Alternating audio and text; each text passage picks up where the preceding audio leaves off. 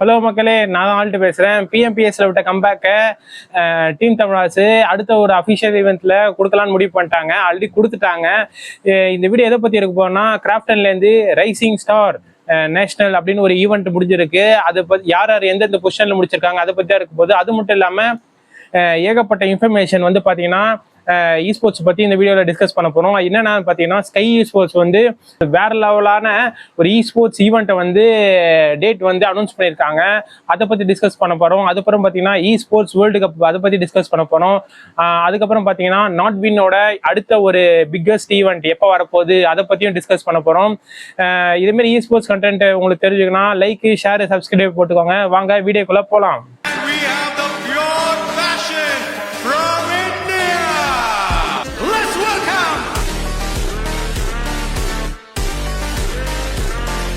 என்ன alt rising star invitation சொல்கிறேன், அதுவும் அஃபிஷியல் ஈவெண்ட்னு சொல்கிறேன் அப்படின்னு கேட்டிங்கன்னா, ஆமாம் கைஸ், கிராஃப்டன் வந்து பார்த்தீங்கன்னா ஜஸ்ட் லைக் என்ன ஃப்ரெண்ட்லி மேட்ச் மாரி ஒரு டோர்னமெண்ட் நடத்தியிருக்காங்க. அது வந்து அதுதான் வந்து பார்த்தீங்கன்னா ரைசிங் ஸ்டார் நேஷனல். அது வந்து பார்த்தீங்கன்னா என்ன அஃபிஷியல் எப்படி ஃப்ரெண்ட்லி மேட்ச் அப்படின்னு சொல்லினா, ஜஸ்ட் வந்து பார்த்தீங்கன்னா எதுவும் அஃபிஷியலான நேமில் வந்து டீம்ஸ் ஆடல. லைக் வந்து பார்த்தீங்கன்னா டீம் தமிழாஸ் வந்து டீம் தமிழாஸ் அப்படின்னு நேம்ல ஆடல, வந்து பார்த்தீங்கன்னா ஜஸ்டிஸ் ஜஸ்டர்ஸ் அப்படின்ட்டு ஆடினாங்க. அதேமாரி ஆடின 16 டீமே பார்த்தீங்கன்னா they are not playing with their real நேம்ல வந்து ஆடல. எல்லாரும் பார்த்தீங்கன்னா அவங்களுக்கு பிடிச்ச நேமா ஒரு நேம் செலக்ட் பண்ணி அவங்க வந்து கிராஃப்டனுக்கு சப்மிட் பண்ணாங்க. அந்த நேம்ல தான் அந்த நேம் டேக்லுக்கு கீழே தான் இவங்க எல்லாம் பிளே பண்ணாங்க. லைக் வந்து பார்த்தீங்கன்னா ஜோனத்தன் கூட ஹைட்ரோஜன் அப்படின்னு சொல்லிட்டு ஒரு நேம் டேக் கீழே தான் ஆடினாரு. அதாவது டீம் ஏபெக்ஸ் பிளேயர்ஸ் தான் ஆடினாங்க. ஆனாலுமே அந்த நேம் மட்டும் வேற. அதாவது நம்ம டிடி எப்படி ஆனாங்களோ ஜஸ்டிஸ் ஜஸ்டர்ஸ் ஆனாங்களோ அதேமாரி தான் ஆனாங்க. யாரு வந்து சாம்பியன் ஆயிருக்காங்க ஆல்ட்டுனா நம்ம நெபுலா இஸ்போர்ட்ஸ். அதை வந்து பார்த்தீங்கன்னா கிரேசி கிரேட்டோஸ் அவங்க தான் வந்து பார்த்தீங்கன்னா சாம்பியன் ஆயிருக்காங்க. அது வந்து பார்த்தீங்கன்னா நம்ம வந்து அதாவது யார் அப்படின்னு கேட்டிங்கன்னா அதுதான் வந்து நெபுலா இஸ்போர்ட்ஸ் அவங்க தான் சாம்பியன் ஆயிருக்காங்க. இப்போ டோட்டலாக எத்தனை மேட்ச் நடந்தது ஆல்ட்டு அப்படின்னு கேட்டிங்கன்னா மொத்தமாக 18 மேட்ச் நடந்தது. 3 நாள் நடந்தது. எப்படின்னா ஃப்ரைடே, சாட்டர்டே, சண்டே. இன்னைக்கு தான் final day of the match இப்போ தான் முடிஞ்சது. இதில் வந்து பார்த்தீங்கன்னா எந்தெந்த டீம்னா எந்தெந்த பொசிஷனில் முடிச்சிருக்காங்க. மெயினாக ஜஸ்டிஸ் ஜஸ்டர் அதாவது நம்ம டீம் தமிழாஸ் எந்த பொசிஷன்ல முடிச்சிருக்காங்க. சரியான கம்பேக் கேம் பிளே, வேற லெவலான பெர்ஃபார்மன்ஸ் பண்ணியிருக்காங்க டிடி. அது மட்டும் இல்லாம இந்த டைம் அபிஷியல்ல வந்து பாத்தீங்கன்னா 2 கேர்ள்ஸ் டீமருமே இந்த டைம் வந்து அபிஷியல்ல வந்து ஆட் பண்ணியிருக்காங்க. அதாவது இந்த ஈவெண்ட்ல வந்து பாத்தீங்கன்னா நம்மளுக்கு ஃபேமஸான நூப் பாரி அவங்க இருக்காங்களா, அவங்களும் ஆட் பண்ணியிருக்காங்க. அது மட்டும் அவங்களும் ப்ளே பண்ணாங்க. அது மட்டும் இல்லாமல் நம்ம ஜெஸ்லின், அதாவது நான் வந்து பிஜிஐஎஸ்ல வந்து ஃபைனலில் அவங்க கூட ஃபோட்டோலாம் எடுத்து அவங்களோட ஒரு நல்ல கான்வர்சேஷன் பில்ட் பண்ணேன். அவங்களுமே என்ன பண்ணியிருக்காங்கன்னா இந்த அஃபிஷியல் ஈவெண்ட்ல ப்ளே பண்ணியிருக்காங்க. யாருன்னா ஜெஸ்லின் அவங்களுமே இந்த அஃபிஷியல் ஈவெண்ட்ல ப்ளே பண்ணியிருக்காங்க. அவங்களுமே ஃபர்ஸ்ட் நெபுலா கண்டென்ட் கிரியேட்டராக இருந்தாங்க. அப்போ தான் பிஜிஐஎஸ் விளாக் எடுக்கும்போது அந்த விளாக் சேனலில் போட்டிருப்போம், பார்த்தீங்கன்னா தெரியும். அதில் கூடமே பார்த்தீங்கன்னா அவங்க கூட நான் கான்வர்சேஷன் பில்ட் பண்ணியிருப்பேன். அவங்களுமே ப்ளே பண்ணாங்க. 2 கேர்ள்ஸ் டீமர் வந்து இந்த ஈவெண்ட்ல வந்து ப்ளே பண்ணாங்க. இப்போ வந்து இந்த ஈவெண்ட்டோட points table, final points table நான் இங்கே தரேன், அதை பாருங்க. அதாவது நம்ம சாம்பியன் யார் ஆயிருக்காங்கன்னா கிரேசி கிரேட்டோஸ் அவங்க தான் வந்து சாம்பியன் ஆயிருக்காங்க. அதாவது நம்ம நெபுலா இஸ்போர்ட்ஸ் அவங்க தான் வந்து இந்த நேம் டேக்ல ஆடினாங்க. அவங்க தான் சாம்பியன் ஆயிருக்காங்க. எத்தனை டோட்டல் பாயிண்ட் இருக்குன்னா 193 பாயிண்ட். இதுல வந்து சரியான டாமினேஷன் பர்ஃபார்மன்ஸ் ஆன் கில்ல 123 கில்லு, 70 பொசிஷன் பாயிண்ட், 3 சிக்கன் டின்னர் போட்டு வெறித்தனமான கேம் பிளே கொடுத்து சாம்பியன் ஆயிருக்காங்க. செகண்ட் வந்து யார் சாம்பியன் ஆயிருக்காங்கன்னா ஜஸ்டிஸ் ஜஸ்டர்ஸ். அதாவது யாருன்னா கிட்டே நம்ம டீம் தமிழாஸோட ஜஸ்டி நேம் தான் வச்சு ஆடி இருக்காங்க. டிடி வந்து உண்மையா வேற லெவலான கேம் பிளே மிரட்டி விட்டாங்க. லாஸ்ட் டேல மட்டும் கொஞ்சம் நல்ல பெர்ஃபார்மன்ஸ் பண்ணியிருந்தாங்கன்னா இந்நேரம் அவங்களுமே சாம்பியன் ஆயிருக்கலாம். டோட்டலாக எவ்வளோ பாயிண்ட்ஸ் எடுத்துருக்கான்னு பார்த்தீங்கன்னா 166 பாயிண்ட்ஸ் எடுத்துருக்காங்க. அவங்களுமே செம டாமினேஷனான பெர்ஃபார்மன்ஸ். நீ மேடே பார்த்தா தெரியும். வெறும் 48 பொசிஷன் பாயிண்ட் மட்டும்தான். கில் மட்டும் 118 கில் பாயிண்ட். அப்போனா நீங்க பார்த்துக்கோங்க எந்த அளவு டாமினேஷனான கேம் பிளே கொடுத்துருப்பாங்கன்ட்டு. வேற லெவல் டாமினேஷனான கேம் பிளே.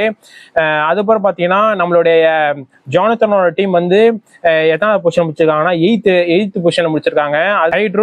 ஹைட்ரோஜன் அது வராங்கல்ல, அதுதான் வந்து ஜானத்தனோட டீம். அது பார்த்தீங்கன்னா 8வது பொசிஷனு.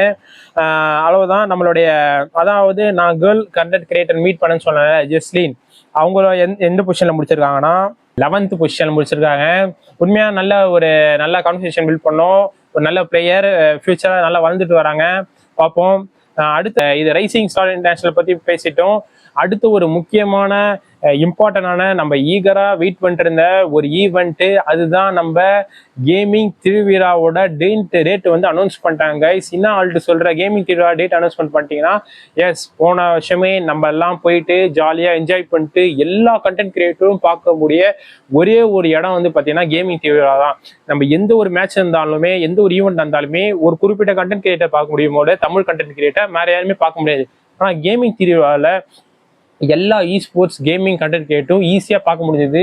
அதேமாரி இந்த வருஷமும் நம்ம ஸ்கை ஸ்போர்ட்ஸ் வந்து பார்த்தீங்கன்னா நம்மளுக்காக கேமிங் திருவிழாவோட இந்த வருஷமும் கண்டக்ட் பண்ண போகிறாங்க. எப்போ நடக்க போகுது ஆல்ட் அப்படின்னு கேட்டிங்கன்னா, வருகிற செப்டம்பர் மாதம் வந்து 26 and 27 ரெண்டு நாள் நடக்க போகுது. எங்கே நடக்க போனால் சேம் சென்னை ட்ரேட் சென்டர் அதே தான் நடக்க போகுது. இதுக்கான டிக்கெட்லாம் எப்படி ஆல்ட் வந்து புக் பண்ணுறது அப்படின்னா, கின் ஆப்ல வந்து பாத்தீங்கன்னா நீங்க வந்து போய் டிக்கெட் வந்து புக் பண்ணிக்கலாம். ஆனா டிக்கெட் இன்னும் வரல, கம்மிங் சூன் தான் போட்டிருக்காங்க. கூடிய சீக்கிரம் டிக்கெட்டை புக் பண்ணுங்க. உங்களுக்கான கேமிங் கண்டென்ட் கிரியேட்டர்லாம் பார்க்க வேண்டிய சான்ஸை மிஸ் பண்றாதீங்க. லாஸ்ட் இயரே போயிருந்தேன், ஏகப்பட்ட கேமிங் கண்டென்ட் கிரியேட்டர்ஸ், செம்ம என்ஜாய்மெண்ட்டாக இருந்துச்சு. ஏகப்பட்ட கேம்ஸு, பிசி கேம்ஸ்லாம் நான் ஆடினதே இல்லை லைஃப்ல. ஆனால் வந்து பார்த்தீங்கன்னா பப்ஜி பிசி எல்லாமே நான் அங்கே தான் போயிட்டு என்னால் ப்ளே பண்ண முடிஞ்சுது. நீங்களும் இதெல்லாம் எக்ஸ்பீரியன்ஸ் பண்ணணும், எல்லா கண்டென்ட் கிரியேட்டரும் பார்க்கணும். என்ன பார்க்கணும் மெயினாக, நானுமே கேமிங் திருவிழா வருவேன், என்ன பார்க்கணும் அதுமாரி எல்லாத்தையுமே பார்க்கணுன்னா சீக்கிரம் டிக்கெட் வந்தோடனே வேகமாக போயிட்டு புக் பண்ணுங்க. கின் ஆப்பில் வந்து டிக்கெட் புக் பண்ணணும். அது மட்டும் இல்லாமல் இந்த டீம் வந்து ஸ்கை ஸ்போர்ட்ஸு ஒரு பிக்கஸ்ட், ஒரு யாரும் எதிர்பார்க்காத ஒரு அவார்டு தரப்போறாங்க. என்ன அவார்டு தரப்போறாங்க ஆல்ட் அப்படின்னு கேட்டீங்கன்னா, honour the best Tamil gaming அப்படின்ட்டு ஒரு அவார்டு தரப்போறாங்க. அது வந்து பார்த்தீங்கன்னா யாரெல்லாம் நம்ம தமிழ் கேமிங் கம்யூனிட்டியை வந்து ஒரு நெக்ஸ்ட் ஸ்டேஜுக்கு கொண்டு போறாங்கல்ல, அவங்களுக்கெல்லாம் ஒரு ரெகக்னேஷன், ஒரு அவார்டு இதுமாரி ஒரு தருணமேன்னு சொல்லிட்டு ஒரு பிளான் பண்ணியிருக்காங்க. அதுவுமே போஸ்டர் போட்டிருந்தாங்க. செம்ம ஒரு இன்ஸ்பைரிங்காக இருந்துச்சு. பரவாயில்ல, ஒரு நல்ல ஒரு மோட்டிவ் எடுத்து ஸ்கை ஸ்போர்ட்ஸு, சிவா ப்ரோ எல்லாமே நம்மளுக்காக பண்ணுறாங்க கேமிங் திருவிழான்னு சொல்லிட்டு. அடுத்த ஒரு ஸ்போர்ட்ஸ் இன்ஃபர்மேஷன் பார்த்தீங்கன்னா ஸ்போர்ட்ஸ் வேர்ல்டு கப் வந்து ஸ்டார்ட் ஆயிடுச்சு. ஆமாம் கைஸ், ரொம்ப எதிர்பார்த்திருந்த ஸ்போர்ட்ஸ் வேர்ல்டு கப் வந்து ஸ்டார்ட் ஆயிடுச்சு. எப்போனா 2 மாதம் நடக்க போகுது, ஜூலை ஆகஸ்ட் 2 மாதமே நடக்கும். இது வந்து பிஜிஎம்ஐல உங்களுக்கே தெரியும், 2 இந்தியன் டீம் வந்து குவாலிஃபை இருக்காங்க. யாராவது பார்த்தீங்கன்னா, ஒன்று வந்து கால்லேக்கு பிஎம்பிஎஸோட சாம்பியன், இன்னொன்று வந்து ஒராங்குட்டன், அதாவது கிராஃப்ட் ரேங்கிங்கில் வந்து #1 வந்தனால அவங்களுமே செலக்ட் ஆகிருக்காங்க. ஆனால் இப்போ வந்து இன்னும் பப்ஜி வந்து ஸ்டார்ட் ஆகல ஸ்போர்ட்ஸ் வேர்ல்டு கப்பில். இப்போ என்ன ஸ்டார்ட் ஆயிருக்குன்னா, வேலரண்ட் வந்து ஸ்டார்ட் ஆயிடுச்சு கைஸ். வேலரண்ட் அதாவது 2 நாள் மீது தான் ஸ்போர்ட்ஸ் வேர்ல்டு கப் வந்து ஸ்டார்ட் ஆயிடுச்சு. எங்கே நடக்க போகுதுன்னா, இந்த டைம் வந்து பாரிஸில் தான் நடக்க போகுது. பாரிஸ் நடந்துட்டு இருக்கு.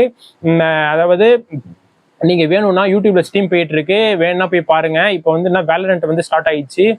அது மட்டும் இல்லாம நிறைய கேம்ஸ் நடக்க போகுது ஸ்போர்ட்ஸ் வேர்ல்டு கப்ல. Not only one game, sports world கப்ல எல்லாமே நடக்கும். செஸ்ஸு எல்லாமே, வேலரண்ட், பப்ஜி, என்னென்ன கேம்ஸ் வந்து இருக்கோ எல்லா கேமுமே நடக்கும். அதில் வந்து பார்த்தீங்கன்னா எந்தெந்த டீம்னா இந்தியாவிலேருந்து மோஸ்ட்டாக குவாலிஃபை ஆயிருவாங்க பார்த்தீங்கன்னா, நம்ம சோலு, கார்லிக்கு, அப்புறம் வந்து டோட்டல் கேமிங்கு, இவங்கலாம் வந்து பார்த்தீங்கன்னா ஃப்ரீ ஃபயருக்கு குவாலிஃபை ஆயிருக்காங்களாட்டுக்கு. இதுமாரி ஏகப்பட்ட டீம்ஸ் வந்து டிஃப்ரெண்ட் வந்து மேட்சில் வந்து டிஃப்ரெண்ட் கேம்ஸ்க்கு வந்து குவாலிஃபை ஆயிருக்காங்க. இந்த டீம் வந்து நிறையா இந்தியன் டீம்ஸ் வந்து டிஃப்ரெண்ட் கேம்ஸ்க்கு வந்து குவாலிஃபை ஆயிருக்காங்க. பார்ப்போம், இந்தியாவை ரீப்ரசென்ட் பண்ணுற மாரி யாராவது கப் அடிப்பாங்களா, இல்லை பப்ஜியில் வந்து நம்மளுக்கு கால்லேக்கா அதாவது ஒராங்குட்டனாவது கப் அடிப்பாங்களான்னு பார்ப்போம், எதிர்பார்ப்போம். Eagerly waiting. யார் வந்து இந்தியாவுக்கான அந்த கப்பை வந்து இந்தியாவுக்கு தூக்கிட்டு வந்து இந்தியாவுக்கே பெருமை சேர்ப்பாங்கன்னு பார்ப்போம். ஏன்னா டோட்டலா 700 கோடி ரூபா வரைக்குமே பிரைஸ் பூல் இருக்கு. மொத்த ஸ்போர்ட்ஸ் எல்லா கேமுக்கான பிரைஸ் பூல் நான் சொல்றேன்.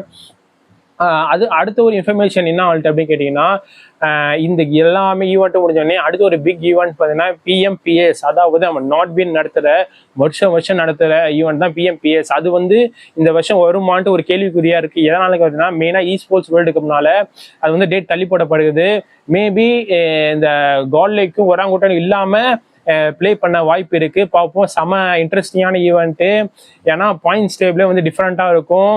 ஃபர்ஸ்ட் ஜோனில் வந்து எடுக்கிறவங்களுக்கு கில் எடுக்கிறவங்களுக்கு 2 பாயிண்ட் அப்படின்னு சொல்லிட்டு அவங்க ஒரு டிஃப்ரெண்ட்டாக வச்சு செம இன்ட்ரெஸ்டிங்கான கேம் பிளே வந்து தருவாங்க ஸ்போர்ட்ஸில். பார்ப்போம். இந்த டைமே அது எப்போ டேட் அனௌன்ஸ்மெண்ட் பண்ணல. ஆனால் நெக்ஸ்ட் ஒரு பிக்கஸ்ட் ஈவெண்ட் பார்த்தீங்கன்னா பிஎம்பிஎஸ் நடக்கும். அது எல்லா மேட்சுமே லேண்டில் நடக்கும். செம ஒரு இன்ட்ரெஸ்டிங்கான ஒரு ஈவெண்ட்டாக இருக்கும்.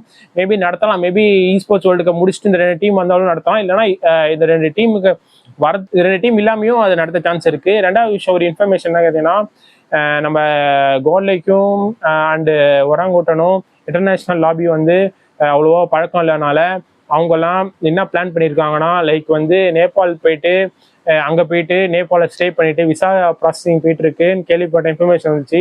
நேபாளில் போயிட்டு அவங்க வந்து அங்கேருந்து நல்லா ப்ராக்டிஸ்லாம் எடுத்துட்டு இன்டர்நேஷனல் லாபிக்கு உட்காந்து ஸ்கிரிம்ஸ்லாம் அங்கே ஆடி ப்ராக்டிஸ் எடுக்கலான்ட்டு ஒரு மைண்ட் செட்டில் இருக்காங்க. பார்ப்போம், டெஃபினட்டாக அவங்க ஸ்போர்ட்ஸ் வேர்ல்டு கப்புக்கான கப்பை எடுப்பாங்கன்ட்டு.